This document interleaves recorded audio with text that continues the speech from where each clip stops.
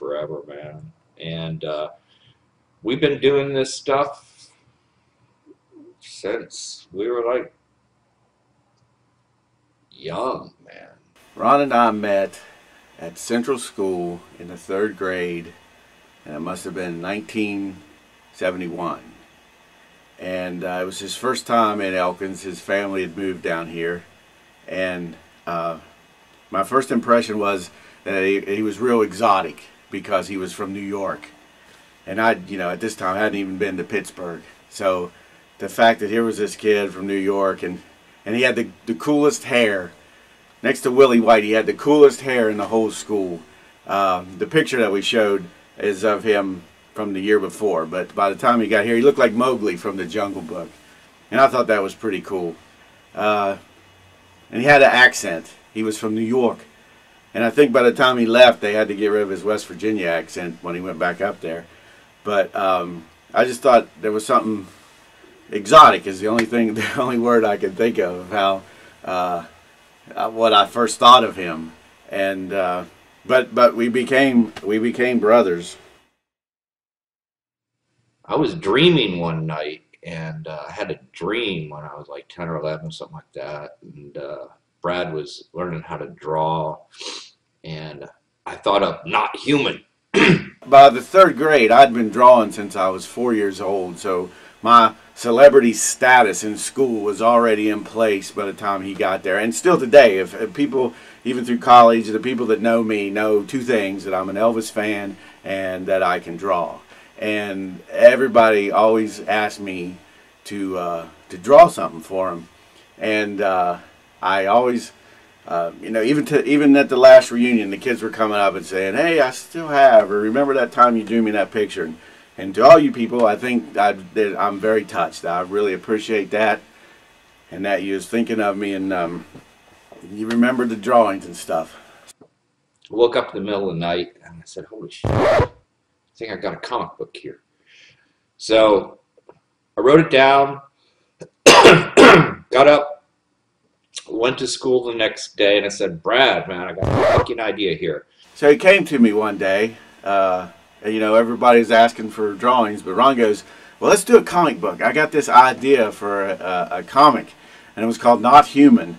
It's not human. It's this dude and his dog, and he's in a lab, and there's an accident, and Brad's like, yeah, man. And next thing I know, we were doing Not Human.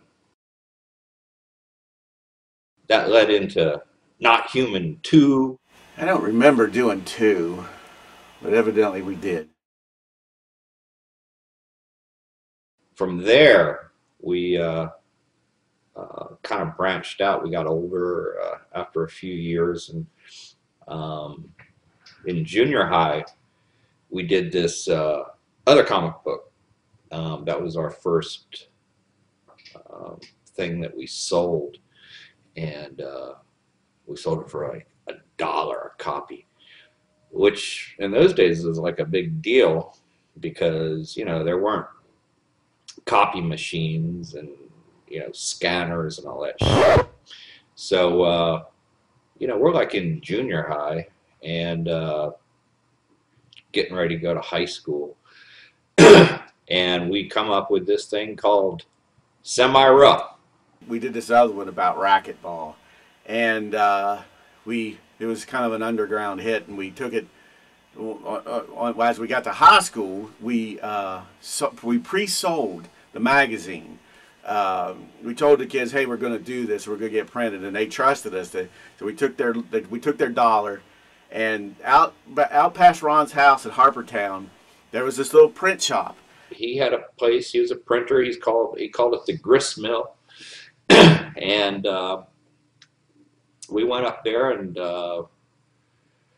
we paid the guy. We made like a deal, and we were just fucking kids, man. But he was into it, and we paid him off and printed, I don't know, like a couple hundred copies or something like that. But and the guy had this, this was before Xeroxes or anything. This is real printing. And this guy had this huge apparatus that, he pulled the thing down and the print came out, pulled another one, another came out. And we showed up at this place with my drawings and a stack of $501 bills that we'd collected from all of our classmates. And so we had the thing printed. I mean, we were entrepreneurs right there and 15 years old. Brad and we started making comic books. I don't know. I think when we were like 10 or 11 or something like that. Sometimes I was asked to draw naked women, and I never abused my talent to do that. Plus, I didn't know what one looked like.